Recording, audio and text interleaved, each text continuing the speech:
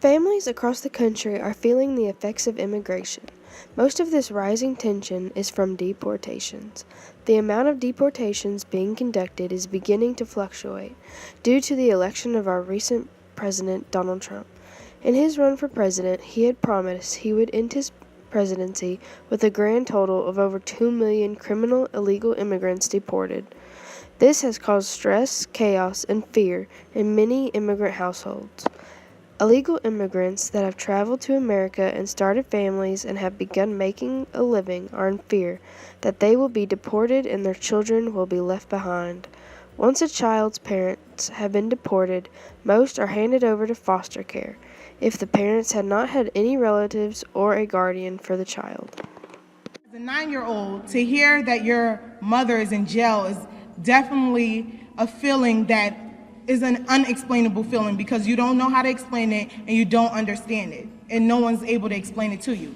You're forced to suffer the effects on your own and spend the rest of your life wondering why you had to experience such something so big for a 9-year-old to experience. I woke up and saw my mom sad, and I asked her, "What happened?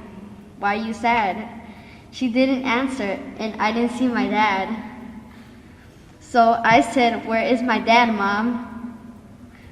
My sister and I decided to go with them to Honduras. So when I went over there with my sister, a few years later, some gang jumped me and my sister, and they put a knife in my stomach, and they tried to take my phone away. After that, they got my mom and my sister, and they put another knife in my sister's neck. Eventually, they got my dad and they put a pistol in his head, but thank God they didn't do it. They didn't do anything to him. They just took his phone away. Because in a divorce, while you may have two parents that are no longer living in the same household, they usually get to see their children. In the immigration context, when you have someone who's removed from the United States, you are having their father or their mother torn from their life, and there's really not much of a chance on them ever seeing them again unless they can afford to go visit them when they grow up. Even if the child applies for their parent, there's a 10-year bar on them re-entering the country, so the child can't apply for their parent until they're 21, and if they have to serve that 10-year bar, the child would be 31 years old before they would get to see their parent in the United States. So it can be a very depressing process to think about that. And we have husbands and wives that are torn apart, and it's a very difficult situation because oftentimes I'm telling people things that don't sound right coming out of your mouth. Like there is a process where you can apply for a waiver for that 10-year bar.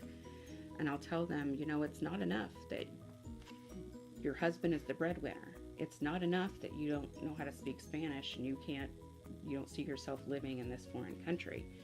That's the bare minimum. It has to be well beyond that. You have to show that serious and unusual hardship has got to go way beyond that. Not that I'll just miss my spouse. It's got to be a whole lot more than that. You've got to have a disability or have some kind of mental health issue to where you need to have your partner here. And telling that to people just sounds strange. There are over 5,000 children in over 22 states that are now in foster care because of deportation. Once a parent has been removed, it is almost impossible for the parent and child to ever see each other again. That children who grow up with parents that are undocumented often present a lot like children who grow up in homes with domestic violence. They have this kind of sadness about them, and they worry, and there's anxiety about whether their parents are going to be there or if they could be picked up.